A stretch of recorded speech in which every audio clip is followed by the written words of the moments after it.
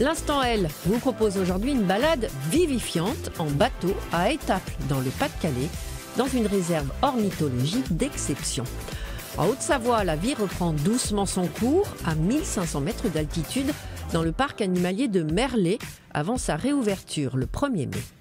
Mais d'abord, la saison touristique reprend à Conques, dans l'Aveyron. Le village, l'une des étapes majeures sur le chemin de Saint-Jacques-de-Compostelle, fête cette année les 20 ans de son classement au patrimoine mondial de l'UNESCO. Les rues sont encore calmes. À Conques, la saison des pèlerinages commence tout juste. L'activité touristique se réveille de son repos hivernal. Partis il y a 2 semaines du Puy-en-Velay, Nicolas et Floriane viennent d'arriver à Conques. Séduits, ils ont décidé de rester une journée de plus. C'est pour moi la deuxième ville la plus jolie après le Puy-en-Velay. Et puis aussi, ça représente aussi pour certains la fin d'une étape, quoi. Donc c'est un petit peu un chapitre sur le chemin de Saint-Jacques. Moi, je suis dans le métier du cuir et j'ai vu qu'il y avait déjà des petites boutiques. J'avais envie d'aller à la rencontre des créateurs. Donc c'est très intéressant de s'enrichir de ça, voir les savoir-faire qu'il y a à Conques. Boutiques d'artisanat, de souvenirs, restaurants et hôtels, tous ces commerces bénéficient de cette fréquentation touristique. Celle-ci a quintuplé il y a 20 ans, après le classement UNESCO de l'abbatiale Sainte-Foy au titre des chemins de Saint-Jacques. Un changement net pour cet aubergiste installé ici depuis 4 générations. Il doit passer à peu près entre 700 et 800 000 visiteurs par an, à Conques à peu près. Et il passe à peu près autour de 40 000 pèlerins par an. Vous voyez, l'écart, il est là. Hein. Il y a quand même plus de tourisme de visites sur le site que de pèlerins. Bon, en plus, ce n'est pas négligeable. Ce sont des gens intéressants. On peut discuter avec des gens du monde entier ici.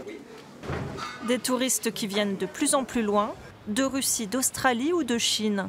Avec son label Plus beau village de France et demain peut-être celui de Grand Site de France, le village a su conserver son authenticité. On s'est discipliné sur la tenue du village, sur la propreté du village. On est devenu extrêmement rigoureux avec les bâtiments de France, avec le RAID surtout, sur l'entretien des maisons, sur les permis de construire, les autorisations de travaux. Il y a une rigueur qui s'est mise en place. Et vous voyez le résultat aujourd'hui. Des efforts qui devraient se tourner demain vers l'écotourisme. Car en plus de son patrimoine architectural, le village bénéficie d'un site naturel remarquable, un autre trésor de Conques. Partons à présent en Haute-Savoie, où après un hiver très rigoureux, la vie reprend doucement dans le parc animalier de Merlet, juste en face du Mont-Blanc. Cette réserve de chamois, bouquetins et autres mammifères alpins rouvrira ses portes le 1er mai prochain. À Merlet, l'hiver résiste encore aux assauts du printemps. Allez, Mumus. À 1500 mètres d'altitude, la nature se réveille lentement. La tournée de foin chaque matin demeure donc très attendue. C'est une période qui est difficile pour les animaux. Il y a les fins de gestation, bientôt les mises bas. Donc il ne faut pas que les animaux s'amaigrissent. Face au Mont Blanc, l'hiver a été rigoureux, très rude. 7 mètres de neige sont tombés entre novembre et début avril. Claire n'avait jamais vu cela. Viens la bichette. Allez, viens. Mais les animaux nourris tous les jours ont plutôt bien résisté. Ils n'ont pas eu de problème cet hiver. À l'inverse des autres hivers précédents où il a fait chaud, où il n'y avait pas de neige. Et là, on a eu des soucis. Parce qu'en fait, un hiver froid permet de tuer les bactéries. Et puis, voilà, c'est un cycle naturel qui se fait qu'ils sont moins parasités quand ils ont un hiver rigoureux. Dans la réserve, 8 tonnes de nourriture ont été distribuées en 6 mois aux bouquetins, cerfs et mouflons, mais aussi aux chamois. Eux passent la mauvaise saison à l'isolement à cause d'un régime alimentaire spécifique. On attend que l'herbe pousse parce que là, avec la neige qui est encore présente en avril, il y a du retard quand même sur la pousse de l'herbe. Mais dès que ça verdit, on va lâcher les chamois, donc je pense d'ici une semaine, avant l'ouverture du parc, en tout cas le 1er mai. Ouais. Dans quelques jours, 7 cabris devraient ainsi naître. Quant aux marmottes, à peine réveillées, elles s'activent déjà, car avec le retour des beaux jours, commence leur saison des amours. Une promenade en bateau pour terminer dans la baie de Canche, dans le Pas-de-Calais. La réserve naturelle abrite une faune d'une grande richesse. L'occasion pour les plus chanceux d'observer à la jumelle les phoques le long des rives du Touquet et d'Étaples.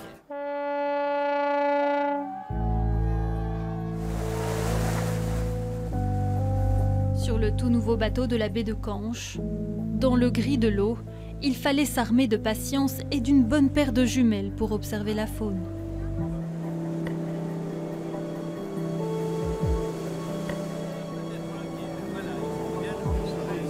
Il y a beaucoup d'animaux et de mouvements, de paysages et tout. On a pu apercevoir les phoques, les bancs de sable. On a pu constater qu'il y avait énormément de dunes, en fait. C'est un pays de beaucoup de dunes.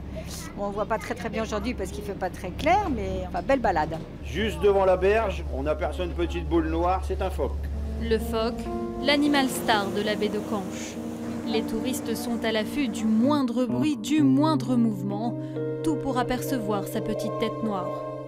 D'essayer de l'orienter pour qu'elle puisse le voir, voilà. Mais c'est pas toujours évident. Qu'est-ce que tu viens de voir sur la plage?